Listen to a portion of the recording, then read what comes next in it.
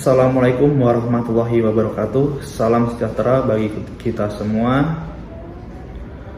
Yang terhormat Bapak Ibu penguji maupun mentor, yang saya hormati juga rekan-rekan peserta LATSA 2026. Perkenalkan, kami dari Angkatan 18 kelompok 1, kemudian kelompok kecil 1 yang beranggotakan saya Fawaz Maulana Rizky Anwar, yang kedua Frida Angelin, kemudian yang ketiga Ismah Nur Syahda, yang keempat Khairul Zadi Taqwa, dan yang kelima Khairul Mudhiyah. Di sini kami akan mempresentasikan mengenai topik pembahasan pengembangan sumber daya manusia. Dan kami mengambil tema memperkuat pembangunan sumber daya manusia dengan analis komprehensif dengan urgensi, hambatan, dan peta jalan solusi pembangunan sumber daya manusia di Indonesia. Langsung saja ke slide yang pertama, yaitu latar belakang sumber daya manusia yang unggul menuju Indonesia Emas 2045. Indonesia saat ini berada dalam fase krusial menuju Indonesia Emas 2045. Produktivitas tenaga kerja harus segera dipacu agar mampu bersaing di pasar global.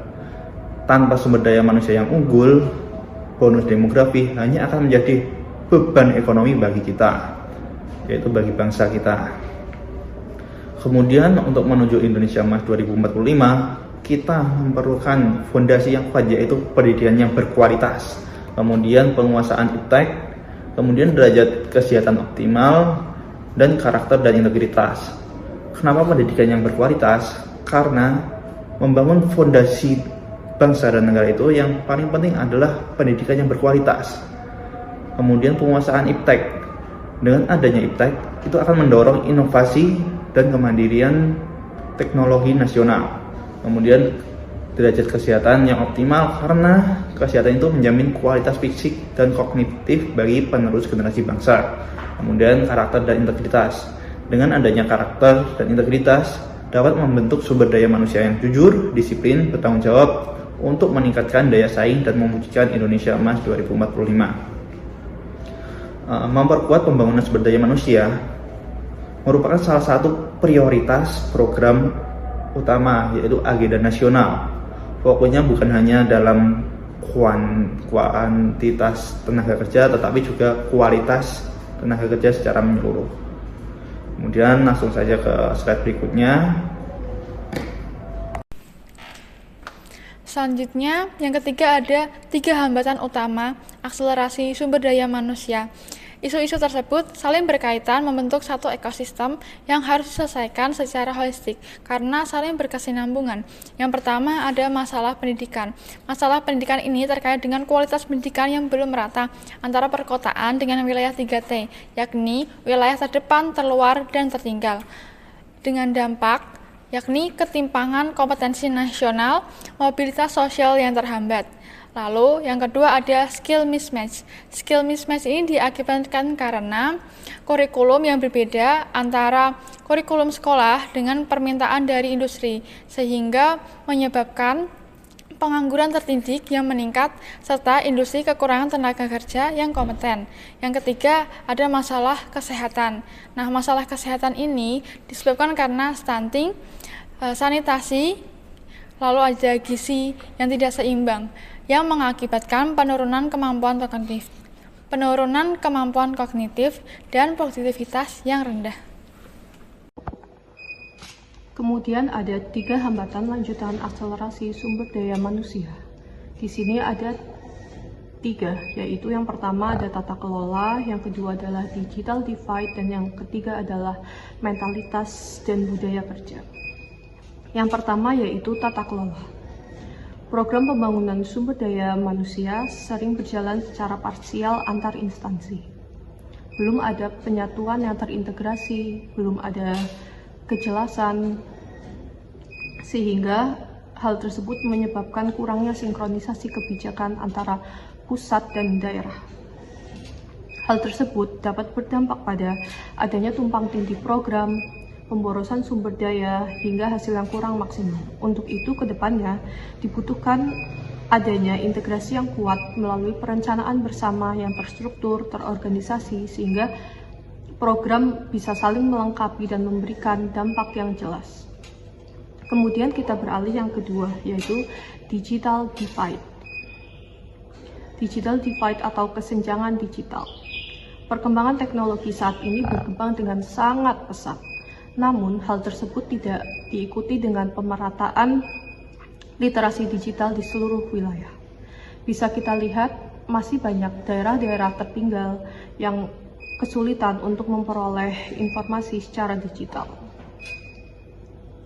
Akibatnya, muncul ketimpangan dalam mendapatkan informasi, mengakses pendidikan, hingga mendapatkan peluang kerja yang lebih luas lagi. Yang ketiga yaitu mentalitas dan budaya kerja.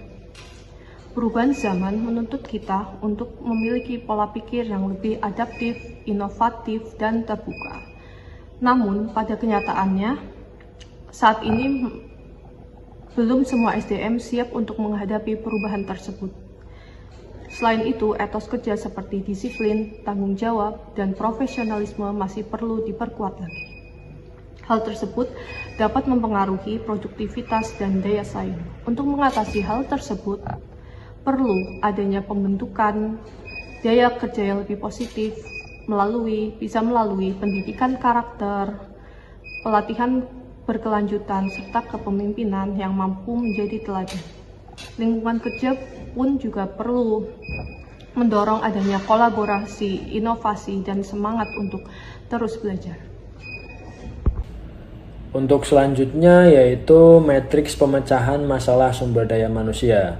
Jadi matrik ini dirancang secara sistematis melalui pendekatan top down and bottom up secara bersamaan. Jadi kebijakan pusat harus bersinergi dengan eksekusi di level daerah.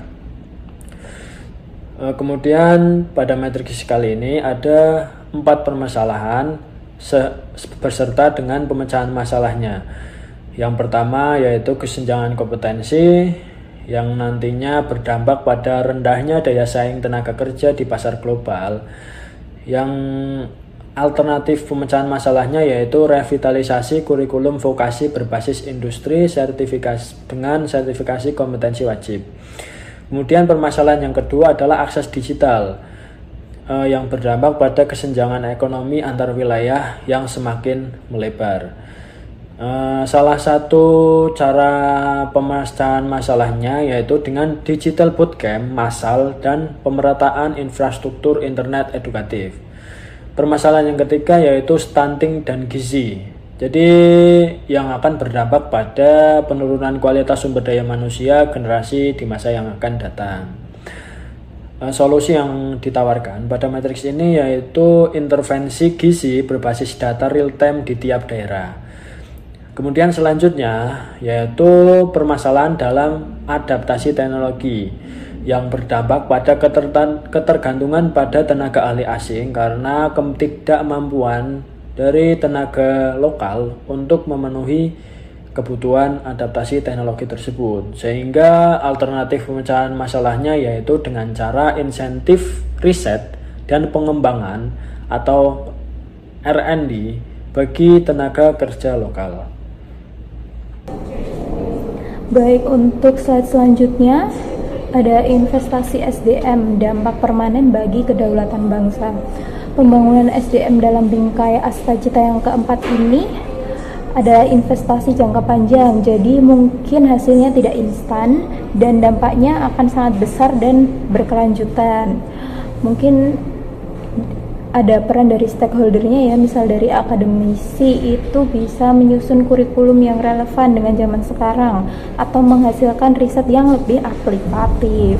Kemudian dari pemerintah bisa membuat kebijakan yang lebih terintegrasi, kemudian sinkronisasi pusat dengan daerah. Yang kemudian dari swasta, investasi pelatihan, pengembangan teknologi, kemudian bisa juga untuk penyerapan tenaga kerjanya. Menegaskan bahwa pembangunan SDM adalah tanggung jawab bersama kita semua ya, dari semua lini, bisa dari pemerintah, dari akademisi, kemudian dari swasta juga. Dibutuhkan juga kolaborasi lintas sektor untuk mencapai Indonesia Emas tahun 2045. Kesimpulan besarnya adalah SDM adalah kunci utama kemajuan bangsa.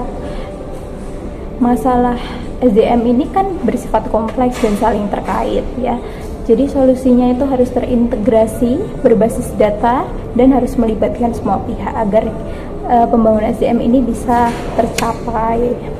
Demikian presentasi dari kelompok 1 angkatan 18. Apabila ada lebih dan kurangnya, saya mohon maaf. Terima kasih. Wassalamualaikum warahmatullahi wabarakatuh.